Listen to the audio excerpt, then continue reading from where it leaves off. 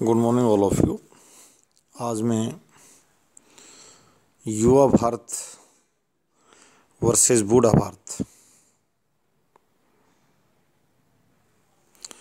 इस पर चर्चा करूँगा। Senior citizens, most senior citizens हमारे भारत में कल्चर है जो सेवा के पद हैं,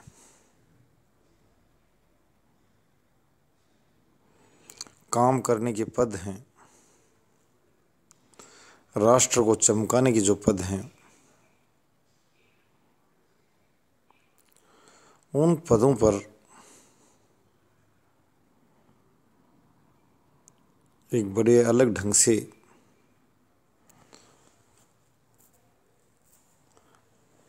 युवाओं को अवसर न देकर अति बुजुर्ग व्यक्तियों को नियुक्त और निर्वाचित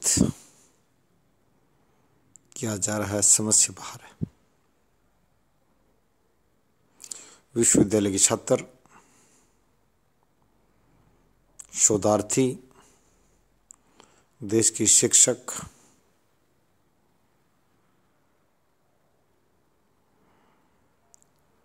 एडवोकेट लॉबी, वकील साहिबान और पत्रकार, जर्नलिज्म और संपादक जो संपादना कार्य करते हैं, उन भाइयों से कहूँगा, इन बुजुर्गों को विश्राम करने का मौका दें। इन बुजुर्गों से प्रार्थना करें कि हमें पाप का भागी न बनाएं। 91 साल का बुजुर्ग ये ना कहे कि मैं तुम्हारी सेवा करना चाहता हूँ, क्या सुनने में अच्छा लगता है। हमारे लोकसभा में और कई राज्य विधानसभा 90 वर्ष से बड़े आयु के सदस्य देखने को मिल जाते हैं। इस समय यहाँ की दलीय प्रणाली और दलों के संचालकों से कहूँगा कि ऐसा देखकर उनका सीना चौड़ा होता है, सीना उनका सिकुड़ता है। जरूर होता है। मैं कहना ये चाहता हूँ, उनकी भाषा क्या है वो जनता माननीय जनता, लोकतांत्रिक व्यवस्था में मैं कर रहा हूँ, ये छड़ी के लिए व्यवस्था नहीं, सभ्य व्यवस्था है। एक बुजुर्ग अगर ये कहे, जिसे उठाना जाए बैठाना जाए, सीनियर मोस्ट सिटीजन 80 साल के बाद हमारे यहाँ पेंशन की 20% अतिरिक्त मांग की जाती है, दी भी जाती है, व्यवस्था है कि उसमें ज़्यादा संभाल की जरूरत पड़ेगी। क्या ये लोग प्रदर्शित करना चाहते हैं, मेरी समझ में नहीं है। कभी कहा जा रहा है कि 65 वर्ष आयु के जिन लोगों की वो करा 70 साल कर दो, 90 वर्ष से बड़े लोगों को लोकसभा में निर्वाचित होने के लिए टिकटें दी जाती हैं। ये ढर्रा ठीक नहीं है। मैंने पहले कहा युवा भारत चाहिए। मैं विधायिका, कार्यपालिका, न्यायपालिका, मैं तेज तर्रार और युवा बच्चों की दस्तक देखना चाहता हूँ। रहमान साहब देवगौड़ा साहब हमारे पूजनीय हैं। रहमान साहब समाजवादी पार्टी के संबल से सांसद हैं, अति पूजनीय। और एच.डी. देवगौड़ा साहब पूर्व प्रधानमंत्री हैं, अनेक बार कर्नाटक राज्य का नेतृत्व किया, वरिष्ठ किसान नेता हैं, किसानों कल्याण के लिए कई योजनाएं चलाई उन्होंने अपने राज्यों में। मैं उन लोगों के प्रति सम्मान में अभाव नहीं, सम्मान, अति सम्मान नित रंग से मैं देखना चाहता हूँ। परंतु ये बात तो गले नहीं उतर रही हमारे। भला हो, एक चर्चा शुरू की गई है भारतीय जनता पार्टी द्वारा पिछले लोकसभा चुनाव में। हालांकि उसके नेतृत्व को मैं इस चीज़ के लिए साधुवाद दूंगा कि अच्छी पहल थी। 75 वर्ष को मानक रखा उन्होंने, और उस क्राइटेरिया बहुत अच्छा क्राइटेरिया था। उसमें भी जब कई 2-4 उनके वरिष्ठ नेताओं को यानी टिकट आवंटन से बाहर रखा गया, तो उनकी प्रतिक्रिया में उसमें जाने क्या रही मुझे नहीं पता। वो उत्साहित हो या तो उत्साहित हुए। परंतु मैं कहना चाहता हूँ, भारत के जितने भी राजनीतिक दल हैं, 4 दलों बल्कि 5 दलों का राष्ट्रीय चेहरा बनने जा रहा है धीरे धीरे। 7 तक चला गया था। एक बार राष्ट्रीय जनता दल बीच में शामिल था। आजकल तृणमूल कांग्रेस, एनसीपी ऐसी पार्टियां शामिल है राष्ट्रीय दलों में। कम्युनिस्ट पार्टियों ने राष्ट्रीय पहचान बना के रख ली। केंद्र में कई बार उन्होंने साझा सरकार भी चला ली है। 67 में इंदिरा गांधी भी कम्युनिस्टों से सहयोग से, उसके पूर्ण बहुमत नहीं था। तो उन लोगों को मैं कहूँगा कि एक तो पारदर्शी नीति बनाए। हामिद अंसारी से भी कहूँगा, जो पूर्व उपराष्ट्रपति हैं, कि लेखन के लिए जितने लेखक हैं वो ज़्यादा नेताओं की आलोचनाओं और उनकी प्रशंसाओं से व्यतीत न करें। मैं इस बात से खुद आहत हूँ कि वो इतनी ज़्यादा गाल उनके लिए न बजाएं। प्रशंसा नहीं, आलोचना नहीं। वो ठीक अपना निर्वाचित सरकारें कार्य कर रही, बाद में उनका मूल्यांकन की ड्राफ्टिंग हम पेश कर देंगे पब्लिक के सामने कि भाई ये अच्छा किया, बुरा किया। मैंने पहले कहा, हर सरकार के हिस्से में कुछ बातें होती हैं। और जो वर्तमान में मैं देख रहा हूँ बार बार जो गठबंधन की लड़ाई तो जो हो रही है, मैंने गोवा का मामला भी देखा कि अगली पार्टी गठबंधन करना नहीं चाहती तो ज़बरदस्ती लोग उस पर दबाव डाल रहे हैं, प्रार्थना कर रहे हैं भैया हमें भी शामिल कर लो। नहीं, अब ये वो पार्टी सत्ता बजे, नहीं, ऐसा नहीं होता लोकतंत्र में।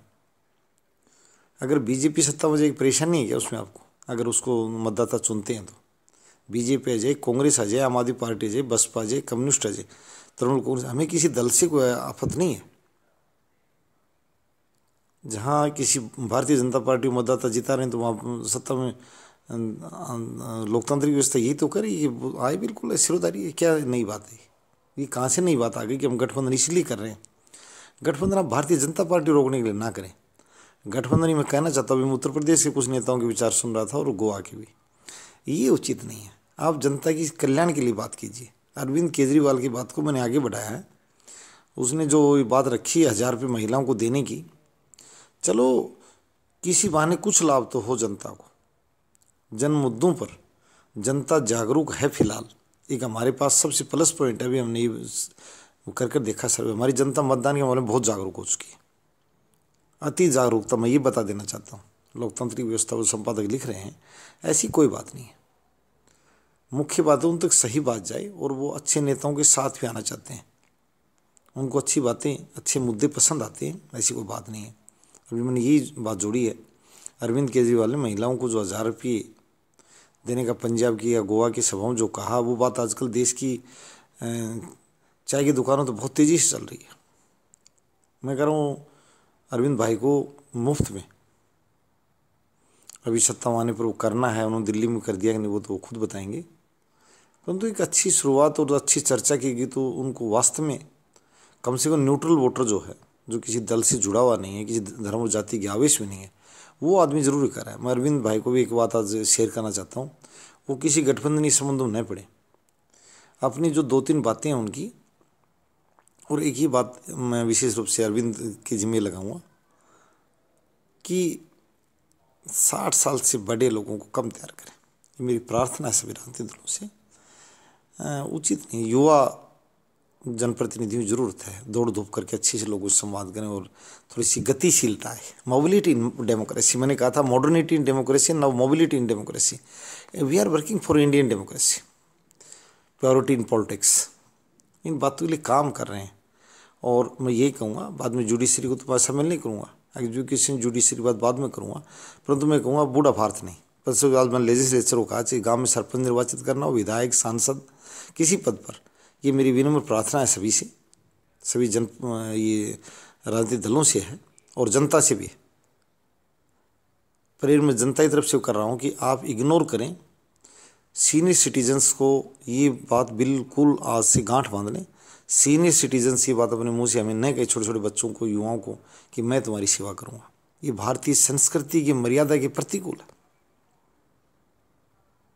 आज मैं कड़वी बात कर देना चाहता हूँ, रहमान साहब देवगौड़ा जी और जो दूसरे जो भी बादल साहब वगैरह हैं, बड़े सम्मानित जनप्रतिनिधि हैं, लाल कृष्ण आडवाणी जी, ये प्लीज ये हमारी इस बात को बिल्कुल समर्थन दें और इस बात को ये कहें कि बच्चों को आगे आने दो, बच्चों मतलब युवाओं को आगे आने दो। ये भी हमारे यहाँ पुरातन संस्कृति को उनकी बात मैंने की है। ये इंडियन संस्कृति है, ये भारतीय सभ्यता और संस्कृति की बात मैं कर रहा हूँ, इंडियन कल्चर की बात कर रहा हूँ, बड़ी परिपक्व है। ये वेस्टर्न कल्चर वाली बात तो आप करें तो आपकी मर्जी है। वहाँ तो पता नहीं कैसा होता, मुझे नहीं पता, मतलब हमारी ये है जब बुजुर्ग तो बहुत दूर की बात है, जब 30 और 20 साल वाले बच्चे बैठे तो 20 साल वाला पहले उठता है, किसी के आगुंतक को पहले कुर्सी छोड़नी होती है उसे, तो परंपरा है। तो आप सम्मानित हैं, सम्मान लें, जनप्रतिनिधित्व से बाहर आ जाएं। और धीरे धीरे मैं ये भी कहूँगा, जो ये जितनी अभी ग्रॉस रूट की जो पार्टियाँ उठान पे मतलब शुरुआत जो कर रही है, चढ़ी हुई पार्टियाँ वो ख़त्म हो सकती हैं, वो सुधार के लिए लालायित नहीं होती। भारत की सबसे पुरानी पार्टी को सुझाव दे तो उसे पसंद नहीं आएगा, क्योंकि उसे मरना पसंद है, सुनना पसंद नहीं। वो कहते हैं ना, वो नारा उस पर लागू है।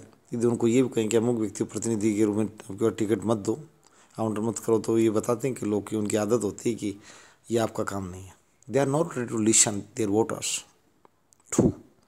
तो ये बातें चलो बाद में चलती रहेंगी। पॉलिटी सब्जेक्ट में ये बताना चाहता हूँ कि पॉलिटी का हब है ये चैनल, पॉलिटिकल साइंस का हब है, पॉलिटिकल लेक्चर्स का हब है, political modernity and political purity. ये मैंने पहले भी कहा था, लोकतंत्र को सजीव भी करेगा ही, लोकतंत्र को मजबूत करेगा, लोकतंत्र का आधुनिकीकरण और लोकतंत्र की चमक भी बढ़ाएगा, फिनिशिंग भी। उसी प्रक्रिया तक हम बढ़ रहे हैं। बिल्कुल नहीं पॉलिटी के छात्र आगे बढ़ें, पॉलिटिकल साइंस के छात्र आगे बढ़ें, आईआईटी के छात्र पॉलिटिक्स की तरफ नहीं बढ़ें। आईआईटी के बच्चे टेक्नोलॉजी की शोध करो, समझिए। राष्ट्र को मजबूत करना, जर्मनी जापान छोटे छोटे क्षेत्रफल के देश हैं, भारत के 10वें हिस्से के क्षेत्रफल के देश। इकोनॉमी में कहाँ खड़े हैं, विकास में कहाँ खड़े हैं, इन्हीं बातों से हम आज इस कोने पर बैठे हैं। बड़ी बातें बहुत कि हमने विश्व गुरु बनने के लिए भी हमने कार्य शुरू किया है। अब बनेंगे विश्व गुरु जब वीज़ा लोग, विदेशी लोग हमारे लिए लगाएंगे आने के लिए। अभी तो वीज़ा यहाँ लगा रही हैं, सारी एम्बेसी भरी पड़ी है। धन्यवाद, आप इस बात के लिए साथ दीजिए। और मैं उसे बुजुर्ग आत्माओं से कहता हूँ, सरपंच से लेकर पंच से लेकर ऊपर तक, राष्ट्रपति तक, प्लीज़ एज लोगों को, इतने जो सेवा लेने के हकदार हैं, उनसे हमें सेवा, हमारी सेवा मत करवाइए। हम हाथ जोड़ के प्रार्थना करते हैं, विनम्र निवेदन करते हैं। ये चीज़ उन सभी सीनियर सिटीजन्स हमारे सभी सम्मानित हैं, पूजनीय हैं, हम उनके आदेशों के पालनार्थ हैं। पर प्लीज़ इतनी बात वो हमारी प्रार्थना को जरूर स्वीकार करें, फॉरगिव टू द सर्विस। वो ये शब्द कहना बंद कर दें और देना बंद कर दें कि मैं सेवा करना चाहता हूँ। इस सेवा लें, विश्राम करें, सुझाव दें, दूर बैठकर अच्छी बातें उठाएं। 60 अबव की जितनी भी इंडियन जनरेशन है, मैंने पहले कहा था कि गौशालाओं में और हेल्थ और एजुकेशन और में जो इसी कैंपस में ये चीज़ें डेवलप हों। ये बड़ी बड़ी जो ज़्यादा छोटे छोटे संस्थान बिखेरने का ज़माना गया, एक एक कमरे की स्कूल खोलने का, आज एक यूनिवर्सिटी हब के रूप में उसी के अंदर गौशालाएं विकसित हो जाएंगी। यानी मेरा मतलब ये कि बगीचा, फल और पशु भी उसके अंदर पनप पाएगा। वेटरनरी यूनिवर्सिटीज़ हैं, हॉर्टिकल यूनिवर्सिटीज़ हैं, उसी का भाग बनाकर, वो बात मैं बाद में शेयर करूँगा। मैं बुजुर्गों को कहूँगा कि आप उन संस्थानों में पहुँचिए, धार्मिक और शैक्षिक संस्थानों के प्रबंधन में सुझाव दीजिए, बैठकर वहाँ कमेटीज में विजिट कीजिए। आप अपना चश्मा लगाकर और साथ छड़ी लेकर संसद में जाइए और वहाँ युवा विधायक और सांसदों को सुझाव दीजिए, मार्गदर्शन दीजिए। आप मार्गदर्शक, सेवक नहीं। धन्यवाद।